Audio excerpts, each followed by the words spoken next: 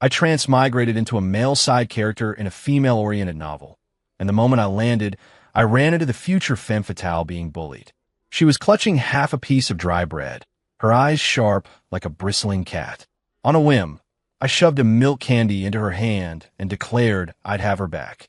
Little did I know, once I took her under my wing, I couldn't shake her off. She became my little shadow. When I climbed trees to raid bird nests, she'd wait under the tree. When I got detention, she'd linger by the back door. When the female lead showed up, she glared and staked her claim. When the male lead appeared, she stuck only to me. The villainess who was supposed to end up in a mental institution turned into a clingy little thing because of me. Later, with red-rimmed eyes, she asked if I didn't love her anymore. That's when I realized I hadn't wanted her to leave for a long time. I was staring at the line on my computer screen. Lin Weiwei licked the corner of her lips and was about to scroll down with the mouse when everything went black. When I opened my eyes again, I had transmigrated into a male side character in that very novel. Right at the moment when the story's most tragic villainess, 5-year-old Lin Weiwei, was being cornered by a bunch of brats in an alley, her pigtails being yanked. Her beautiful almond-shaped eyes were wide like a bristling kitten's. She clutched a half piece of dry, hard bread tightly, her lips pressed together stubbornly, without shedding a single tear. I was still wearing split pants, my mind not fully caught up, when I heard the chubby ringleader yell, "Little beggar! Thieving brat!" Lin Weiwei's face instantly turned pale. Her grip on the bread tightened, her nails nearly digging into the dough.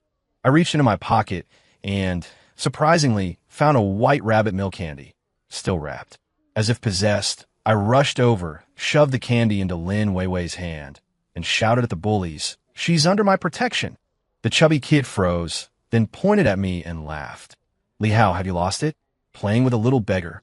Remembering that in the book, Lin Weiwei later broke this kid's arm, I quickly grabbed her and ran toward the alley's exit, yelling as we went, "She's my desk mate."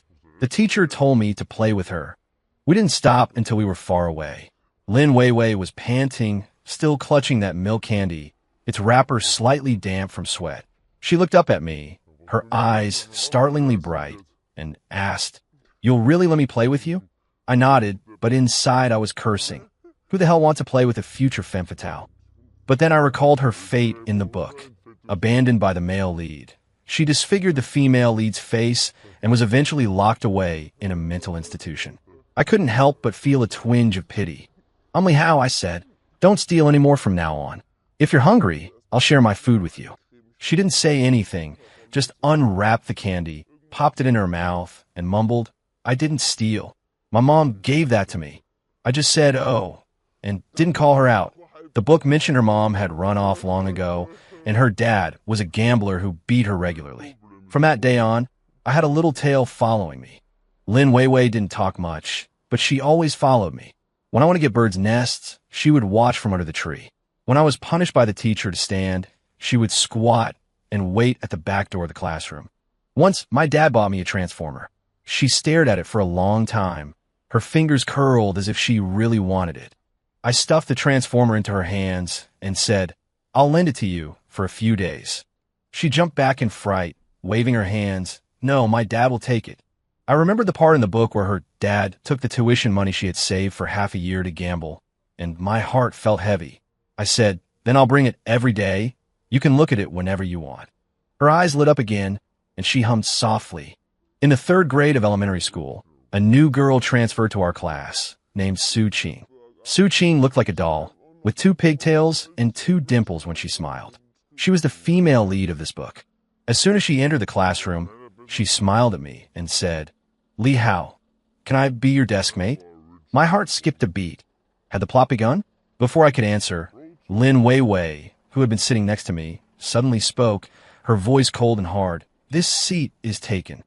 Su Qing was taken aback and looked at Lin Weiwei, as if she had just noticed this girl who always kept her head down. But Su Qing pouted aggrievedly. "The teacher said this seat is empty." Lin Weiwei ignored her, just scooted closer to me, her shoulder almost touching my arm, as if declaring sovereignty. I almost laughed out loud at that moment. How old was she to be so possessive? In the end, Su Qing sat at the desk in front of me, but she always turned around to look at me and came to ask me questions after class. Lin Weiwei would always sit next to me, not saying a word, just glaring at Su Qing with eyes as sharp as daggers. One time, Su Qing brought me a piece of chocolate, but Lin Weiwei snatched it and threw it in the trash. Su Qing burst into tears on the spot, saying, "Lin Weiwei, what are you doing?" Lin Weiwei held her head high, a stubborn look on her face. Li Hao doesn't like sweets. I actually quite like chocolate, but looking at Lin Weiwei's tense profile, I didn't dare to say so. On the way home from school, I asked her, "Why did you throw away Su Qing's chocolate?" She kicked at the pebbles on the roadside and mumbled, "She's trying to steal you." I laughed in exasperation. "I'm not an object. What do you mean, steal?" She suddenly stopped, looked at me, and said very seriously, "You are mine." I was stunned, looking at the light in her eyes, a possessiveness that bordered on paranoia, exactly like the madness she would later show in the book. "We're friends?" I quickly corrected. "Friends can't talk to each other like that." She didn't speak, lowered her head, and continued walking, her steps heavy, as if she was angry. From then on, the way Lin Weiwei looked at Su Qing grew even colder. Su Qing, however, seemed not to have noticed and continued to seek me out every day, bringing me snacks and helping me organize my notes. Once, during gym class, I sprained my ankle while running. Su Qing was the first to rush over, wanted to help me up. But Lin Weiwei was a step faster. She knelt down, carefully pinching my ankle, and asked, "Does it hurt?" Her touch was very light, her fingertips a little cool, and I actually felt that it didn't hurt as much anymore. "I'll carry you to the infirmary," Lin Weiwei said, and before I could refuse, she stood up and bent down. She was half a head shorter than me and as thin as a bean sprout. I was really afraid of crushing her. "No need, I can walk on my own," I said, trying to stand up, but ended up hissing in pain. Lin Weiwei shot me a glare, her tone leaving no room for argument. "Get on." I had no choice but to lie on her back. Her back was bony, and I could feel her prominent shoulder blades, but she walked very steadily, step by step, slowly moving towards the infirmary. Su Qing followed beside us, on the verge of tears. "Li Hao, should I go get teacher?" Without turning her head, Lin Weiwei said, "No need." When we got to the infirmary, as the school doctor was applying medicine, Lin Weiwei stood by and watched, her brows furrowed tightly, as if she were the one in pain. Su Qing tried to hand me some water, but was forced to retreat by a look from Lin Weiwei. That day after school, Lin Weiwei insisted on carrying me home on her back. On the way, I lay on her back, smelling the faint scent of soap from her hair. At least, she wasn't that vicious female supporting character yet. On the 5th grade final exam, I came in first in the class, Su Qing was second, and Lin Weiwei was third. On the day the report cards were handed out, Su Qing came to me with her test paper and said, "Li Hao, look, I still don't quite understand this question." Lin Weiwei also came over with her paper, placed it in front of me, and said, "I don't know this one either." The two questions turned out to be the same one. I had no choice but to explain it to both of them together. While explaining, I felt a chill on my back, as if two laser beams were shooting at each other. After I finished, Su Qing smiled and said, "Li Hao, you're amazing, you know everything." Lin Weiwei snorted and said, "This question is very simple. I just forgot for a moment." Su Qing didn't reply, just looked at me, the affection in her eyes almost overflowing. I pretended not to see, packed my bag, and walked out. Lin Weiwei and Su Qing followed one after the other, neither saying a word. The atmosphere was deadly awkward. Just as we were approaching my apartment building, Su Qing suddenly said, "Li Hao, want to go to the library together this weekend?" Before I could answer, Lin Weiwei cut in, "He's going fishing with me this weekend." Huh? I was stunned. When did I agree to go fishing with her? Lin Weiwei shot me a look, a clear thread in her eyes. I had no choice but to nod. "Yeah, I have plans with Lin Weiwei." The color drained from Su Qing's face. Her eyes reddened as she said, "Oh, okay then," and turned to run off. Watching her retreating figure, I felt a pang of guilt. I asked Lin Weiwei, "Why did you lie to her?" Lin Weiwei looked up at me, the setting sun stretching her shadow long. She said, "She wanted to go out with you alone." "So what? We're all classmates," I said. "No," she said stubbornly. "You can only be close with me." I sighed and didn't argue with her further. Deep down, I knew she was just afraid of losing me. In the book, it was precisely because she was so afraid of loss that she became hysterical and in the end, had nothing. On the weekend, I still went fishing with Lin Weiwei. Her dad was out fooling around again, who knows where. She tidied up the house and took out a shabby fishing rod, saying it was left by her grandfather. We sat by the river for a whole afternoon and didn't catch a single fish. But Lin Weiwei was very happy, laughing the whole time, saying, "This is nice, so quiet." Looking at her smiling face, I suddenly felt that maybe I could really change her fate. After starting middle school, we weren't in the same class anymore, but Lin Weiwei still came to find me every day. She had blossomed and was becoming more and more beautiful, the kind of aggressive beauty that turned heads wherever she went. Su Qing had also changed, becoming gentler, her grades always at the top of the class, the model student in the teacher's eyes. The two of them were like parallel lines, but because of me, they always intersected. Once the school organized a spring outing that required group activities. Su Qing came to me with a registration form. "Li Hao, let's be in a group, okay?" Just as I was about to agree, Lin Weiwei came up from behind, slapped a registration form on my desk, and said, "Li Hao and I are in a group. I've already signed us up." Su Qing looked at the registration form, her eyes reddening again. But, no buts. Lin Weiwei cut her off. "It's written clearly on the form." Su Qing didn't say anything else and walked away silently. I watched her retreating back, feeling a bit helpless, and asked Lin Weiwei, "Can you not always target her?" Lin Weiwei looked at me, a sense of grievance in her eyes. "She's the one who's always bothering you. She just wants to be friends with me," I said. "I don't want you to be friends with her." Lin Weiwei said, "I only want you to be with me." I sighed and said no more. On the day of the spring outing, Lin Weiwei held onto my arm the entire time, as if announcing our relationship to everyone. Su Qing was in a group with other classmates, occasionally looking over, her eyes full of disappointment. At lunchtime, Su Qing came over with her lunchbox and said, "Li Hao, my mom made braised pork. Here, try some." Lin Weiwei immediately held out my lunchbox. "No, thanks." Li Hao was eating mine. Her lunchbox only had white rice and some pickles. I knew her family wasn't well off, and I felt a bit conflicted. I said, "I want to eat the braised pork." Lin Weiwei's face instantly turned pale. She gripped her lunchbox so tightly that her knuckles turned white. Su Qing quickly put some braised pork into my bowl. "It's okay, go ahead and eat." I had just taken a bite when Lin Weiwei stood up.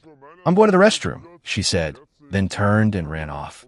I knew she was angry and quickly chased after her. When I found her, she was squatting behind a large tree, crying, her shoulders shaking. It was the first time I had ever seen her cry. My heart felt a pang. I walked over and squatted down beside her. "I'm sorry," I said. "I shouldn't have said that." She ignored me and cried even harder. "I didn't want to eat her braised pork. I was just afraid you'd be upset," I said. "Please don't be angry, okay?" She slowly raised her head, her eyes red like a little kitten that had been wronged. "Do you like her?" she asked. I was stunned. Looking in her eyes, I said seriously, "I don't like her. I only see her as a classmate."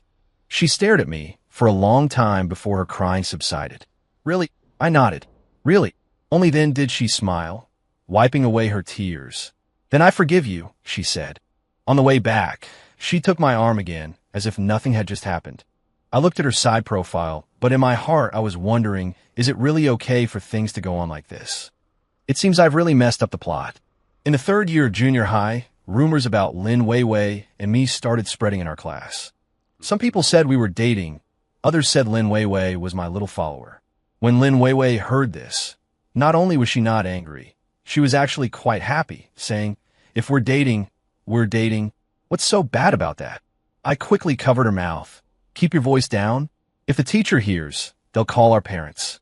She pulled my hand away, looked at me, and asked very seriously, "Li Hao, do you like me?" I was stumped.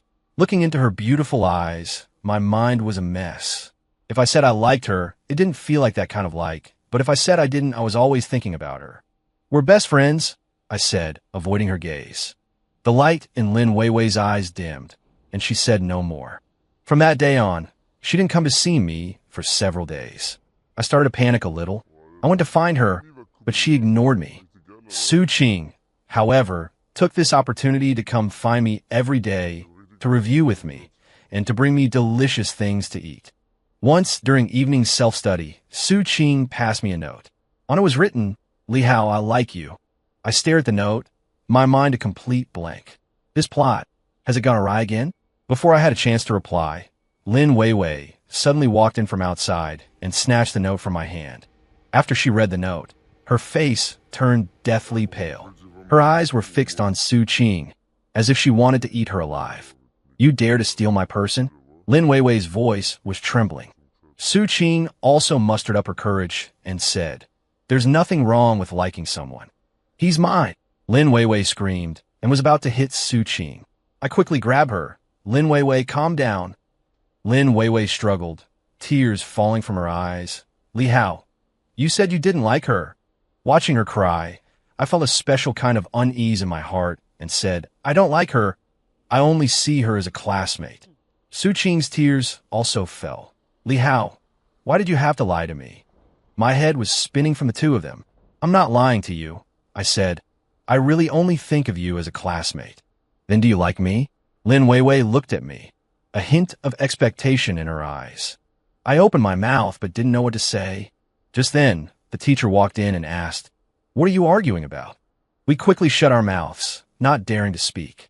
The teacher looked at us and didn't ask any more questions, just told us to study quietly. That night, no one was in the mood to study. On the way home from school, Lin Weiwei followed me the whole time, without saying a word. Su Qing followed not far behind, glancing at me from time to time with red-rimmed eyes. When we were almost at the fork in the road, I stopped, took a deep breath, and said, "Both of you, stop making a scene." Lin Weiwei looked up at me, her eyes filled with grievance. Su Qing also stopped, her head lowered, not saying a word. "I know you both have feelings for me," I said, "but the most important thing for us right now is to study and get into a good high school. As for matters of the heart, let's wait until we're older, okay?" Lin Weiwei bit her lip and said nothing. Su Qing nodded and said, "Okay." From that day on, although the two of them still didn't talk much, at least they didn't argue anymore. I breathed a sigh of relief, feeling that I had temporarily suppressed this chaotic scene. During the high school entrance exams, all three of us got into the city's best high school. Although we weren't in the same class, there were still plenty of opportunities to see each other. Lin Weiwei was the same as always, constantly finding chances to be with me. Su Qing, on the other hand, became much more reserved. She would only smile at me when we occasionally met in the hallway. In our senior year, the academic pressure was immense as we all sprinted towards the college entrance exams. Once, during a mock exam, I performed unusually poorly and my score dropped significantly. I was in a terrible mood, spacing out alone in a corner of the sports field. Lin Weiwei found me and handed me a bottle of ice-cold Coke, saying, "It's just one bad exam. What's the big deal?" I took the Coke without a word. "I believe in you," she said. "You'll definitely get into the university you want to go to." I looked at her, a warm feeling spreading through my chest, and said, "Thank you." Su Qing had also heard about my situation. She wrote me a note that said, "Li Hao, keep going. I believe in you." I put the note away carefully, my heart filled with gratitude for them. After the college entrance exams, we went to fill out our university applications. I applied to university in the South. Without a second thought, Lin Weiwei also applied to that same university. Su Qing hesitated for a long time, and then she also applied to that university. The day she received the admission letter, Lin Weiwei was ecstatic, pulling me along as we ran through the streets for a long time. "We can be together again," she said, her eyes full of excitement. Looking at her, I suddenly felt that perhaps my feelings for her were more than just friendship. After starting university, Lin Weiwei and I were in the same city. Although we weren't at the same school, it was convenient to meet. Not long after the semester began, on a weekend, I asked Lin Weiwei out. On a park bench, I looked at her and said seriously, "Lin Weiwei, let's be in a relationship." She was stunned, her eyes wide as if she couldn't believe her ears. What did you say?" she stammered. I said, "Let's be in a relationship," I repeated. She came to her senses and suddenly laughed, tears streaming down her face as she said, Okay. From that day on, we became the couple that everyone on campus envied. We went to class together, to the library together, and to the cafeteria to eat together. Lin Weiwei became more and more cheerful, and the smile on her face appeared more often. I was glad that I had pulled her back from her original track. However, the peaceful days did not last long. In my sophomore year, a boy named Jiang Chun came to the school. Jiang Chun was very handsome, tall, and good at playing basketball. He was also the president of the student union and the male lead of this book. As soon as he entered the campus, he attracted the attention of many girls. Lin Weiwei and I went to watch a basketball game, and Jiang Chun happened to be on the court. He played basketball very well, drawing cheers from the crowd. I noticed that Lin Weiwei's gaze would fall on Jiang Chun from time to time. My heart skipped a beat. Could the power of the plot be so strong? What worried me even more was that Su Qing had also changed her major to be in the same department as Jiang Chun. After Su Qing saw Jiang Chun, her eyes lit up and a blush appeared on her face. I watched all of this with a bad taste in my mouth. I knew that according to the plot of the book, Su Qing and Jiang Chun would end up together, and Lin Weiwei would do many crazy things out of jealousy of Su Qing. I couldn't let that happen. So, I began to deliberately distance myself from Lin Weiwei. When she asked me to dinner, I said I didn't have time. When she asked me to go to the movies, I said I had something to do. Lin Weiwei soon noticed the change in me. One night, she waited for me downstairs in my dormitory, her eyes red. "Li Hao," she asked, "do you not love me anymore?" My heart ached, but I hardened it and said, "Lin Weiwei, maybe we're not a good fit." She froze, tears instantly falling. "Why? Weren't we doing fine?" "I think it's better if we're just friends," I said, not daring to look her in the eye. She suddenly grabbed my arm, her gaze turning terrifying as if she had gone mad. "Is it because of Su Qing? Or is it because of Jiang Chun?" "Don't let your imagination run wild," I said, trying to shake off her hand. But she gripped even tighter. "Tell me, is it?" The way she looked was just like the paranoid and crazed Villainess from the book. My heart tightened, and I quickly hugged her. I'm sorry, I didn't mean to." "I was just scared," I said. "I was scared you would become like it was written in the book, that you'd go crazy and not be yourself anymore." Lin Weiwei was stunned. "The book? What book?" I hesitated for a moment, but still told her about my transmigration. After listening, she was silent for a long time, then said, "Li Hao, I won't become like that. Because I have you. I won't be like the book anymore," she said, her eyes firm. Looking at her, I felt a deep sense of guilt. "I'm sorry. I shouldn't have doubted you. Shouldn't have deliberately pushed you away." "It's okay," she said, "as long as you don't leave me." We reconciled, cherishing each other more than before. And Su Qing and Jiang Chun also gradually got together. Just as it was written in the book, they were sweet and loving, becoming the golden couple on campus. Lin Weiwei looked at them, her face calm, without a trace of jealousy. I knew she had truly changed. From then on, I never doubted her again. Our days were like honeyed candy, cloyingly sweet. Every morning, I would go to the gate of Lin Weiwei's school to wait for her. She always looked like she hadn't had enough sleep, her hair a bit messy, and she would smile dazedly when she saw me. I would take out the heated milk and bread from my bag and stuff them into her hands. "Hurry up and eat, or you'll be late for class," I'd say, reaching out to tidy her hair. She would take a big bite of the bread against my hand and say indistinctly, "Li Hao, you're so good to me." When we passed the breakfast stalls, her eyes would be glued to the candied hawthorns. I knew she loved sour things, so I would buy 2 skewers every time, one for her and one for me. She would squint her eyes when she ate, like a contented kitten. Once, I playfully snatched the candied hawthorn from her mouth. She glared at me with puffed cheeks, then pounced on me to get it back. We caused a scene on the street, making passers-by turn their heads. In the end, she snatched back the candied hawthorn, made a triumphant face at me, and then offered her skewer to my mouth.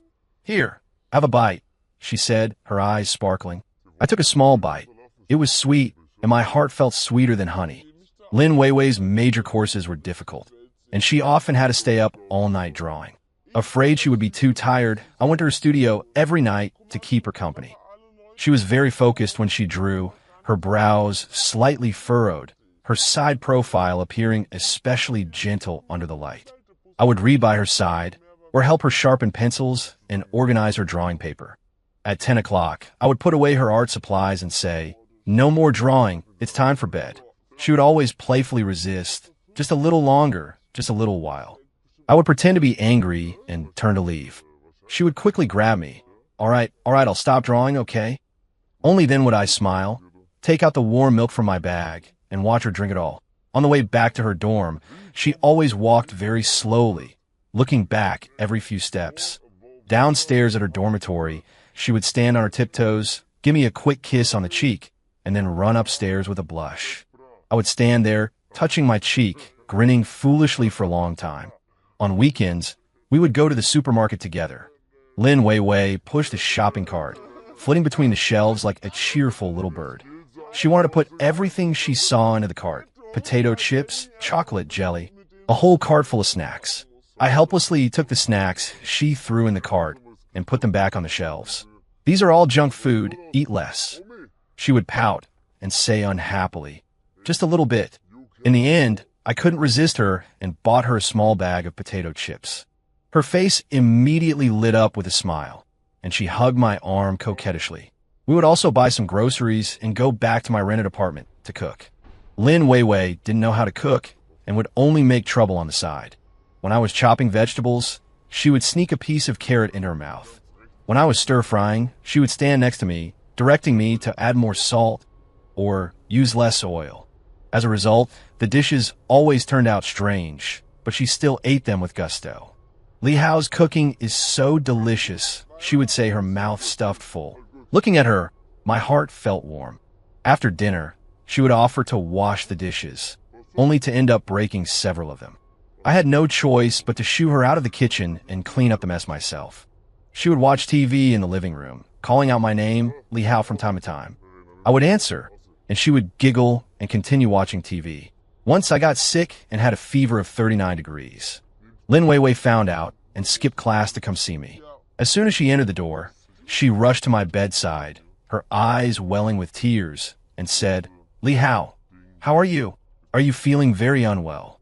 I stroked her head and said, "It's nothing. I'll be fine in a couple of days." But she wasn't reassured and ran out to buy a lot of medicine, as well as fruit. She clumsily poured me water and fed me the medicine. Then she got a wet towel and placed it on my forehead. "You get some rest. I'll stay here with you," she said, sitting by the bed and holding my hand. I drifted off into a groggy sleep. When I awoke, I found she had fallen asleep, slumped over the side of the bed. Her brow was still furrowed, as though she was worried about me. A wave of warmth washed over my heart. I gently lifted her onto the bed and covered her with a blanket.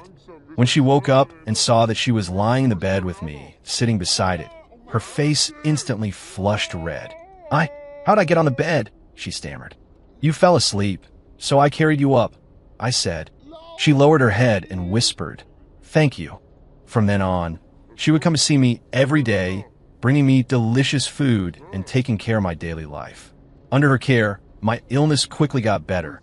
I said I wanted to thank her, but she said, "What is there to thank for between us?" The school held a sports meet, and I signed up for the 1,000-meter long-distance run. Lin Weiwei specially wore a red dress and stood by the track to cheer for me. "Go Li Hao. Li Hao is the best." Her voice was very loud and stood out in the crowd. Listening to her cheers, I was filled with strength and ended up taking first place.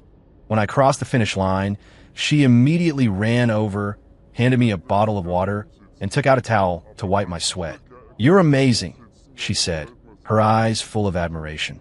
I smiled and pulled her into my arms. "Of course, don't you see whose boyfriend I am?" She giggled in my arms like a happy little bird. We would also travel together. The first place we went to was the seaside. The first time Lin Weiwei saw the ocean, she was as excited as a child, pulling me to run on the beach. She wore a white dress, and her smile was especially radiant in the sunlight. We collected seashells and built sandcastles on the beach. At night, we sat on the sand, watching the stars and listening to the sound of the waves. "Li Hao, I'm so happy," she said, leaning on my shoulder. "Me too," I said, holding her hand tightly. She suddenly lifted her head and gave me a kiss. The kiss was light, but it felt like an electric current running through my whole body. I was stunned for a moment, then I deepened the kiss. The waves lapped against the shore, as if they were our accompaniment. After we came back from the seaside, our relationship became even better. Lin Weiwei grew more and more dependent on me, wanting to discuss everything with me. She would tell me her little secrets and would also cry in front of me. It was her birthday, and I secretly prepared a surprise for her. I rented a small venue and decorated it with lots of balloons and flowers. I also invited some of her good friends. When Lin Weiwei pushed open the door and saw all this, her eyes immediately turned red. "Li, how is this? Is this for me?" she asked in disbelief. I nodded and said, "Happy birthday." She threw herself into my arms and started to cry. "Thank you, Li Hao. This is the happiest birthday I've ever had." Our friends were all cheering on the side. "Kiss her, kiss her." I smiled and gave her a kiss, and her face instantly blushed. That night, we had a great time. Lin Weiwei received many gifts, but the one she treasured the most was a necklace I gave her. The necklace had a small star-shaped pendant. "This means you are my star, always illuminating me," I said. She put the necklace on, touching it again and again, and said, "I will wear it always." After graduating from college, I found a good job. Lin Weiwei also successfully joined a design company. We rented a small apartment and started living together. Every morning, we would get up together and go to work together. In the evening, I would pick her up from work, and then we would go home and cook together. On the weekends, we would clean the house together or curl up on the sofa and watch movies. Although these days were simple, they were very happy. One time, I worked overtime until very late. When I got home, I found that Lin Weiwei was still awake, waiting for me. She had fallen asleep on the sofa, still holding my pajamas in her hand. A wave of warmth washed over me. I gently carried her to the bed. When she woke up and saw me, she rubbed her eyes and said, "You're back." "Yes, I'm back," I said. "Why didn't you go to sleep?" "I wanted to wait for you, so we could sleep together," she said, holding my hand. "Are you tired? Let me get you a glass of water." I shook my head and said, "I'm not tired. With you waiting for me, it's worth it no matter how tired I am." She smiled and kissed me on the cheek. Lin Weiwei's job was very demanding, and she often had to work overtime. Once, for a project, she worked overtime for a whole week straight. Seeing her bloodshot eyes, my heart ached for her. I made her some chicken soup and brought it to her office. When her colleagues saw me, they all said with envy, "Lin Weiwei, your boyfriend is so good to you." Lin Weiwei glanced at me smugly, then pulled me aside and whispered, "Thank you, Li Hao." "Drink it while it's hot," I said, watching her finish the chicken soup spoonful by spoonful. After the project was over, she received a bonus. She took the bonus and dragged me to the mall, where she bought me a very expensive suit. "You'll definitely look handsome in this," she said, her eyes sparkling. I looked at her, my heart filled with warmth, and said, "You should buy something for yourself." "Having you is enough for me," she said, squeezing my hand tightly. Once we had a fight over something trivial. I stormed out of the house in a fit of anger and wandered outside for a long time. After I calmed down, I realized I was in the wrong and shouldn't have lost my temper with her. When I got home, I found Lin Weiwei sitting on the sofa, crying. When she saw me, she quickly wiped away her tears and said, "You're back." I walked over, hugged her, and said, "I'm sorry. I shouldn't have lost my temper with you." She started crying in my arms. "I thought you didn't want me anymore." "Silly girl. How could I not want you?" I said, "I'll never not want you." After that, we never fought again. Even when we had disagreements, we would communicate well and try to understand each other. Our relationship, through all the trials and tribulations, grew deeper and stronger. In the evening, I took Lin Weiwei to the park where we had our first date. Sitting on a bench, we looked at the stars in the sky. I suddenly dropped to one knee, took a ring box out of my pocket, and opened it. "Lin Weiwei, marry me," I said, my voice a little nervous. Lin Weiwei was stunned, her eyes wide, looking at me, then at the ring. After a good while, she came to her senses, and tears immediately started to fall. What did you say?" she asked, stammering. I said, "Lin Weiwei, marry me." I repeated, looking into her eyes. She nodded, saying through her tears, I do. I put the ring on her finger, then stood up and held her tightly. "Thank you, Lin Weiwei. I said, "Thank you for being willing to marry me." "Thank you, Li Hao," she said. "Thank you for coming into my life." Our wedding was simple, but very warm. Su Qing and Jiang Chun came too, offering us their most sincere blessings. Seeing Lin Weiwei in her wedding dress, I felt like the happiest man in the world. At the wedding, Lin Weiwei looked at me, smiled, and said, "Li Hao, from now on, I am your wife." "Yes, from now on, you are my wife," I said, kissing her forehead. Married life was just as happy as we had imagined. We would cook together, wash the dishes together, and go for walks together. Lin Weiwei would give me a hug when I came home from work. I would massage her shoulders and rub her legs when she was tired.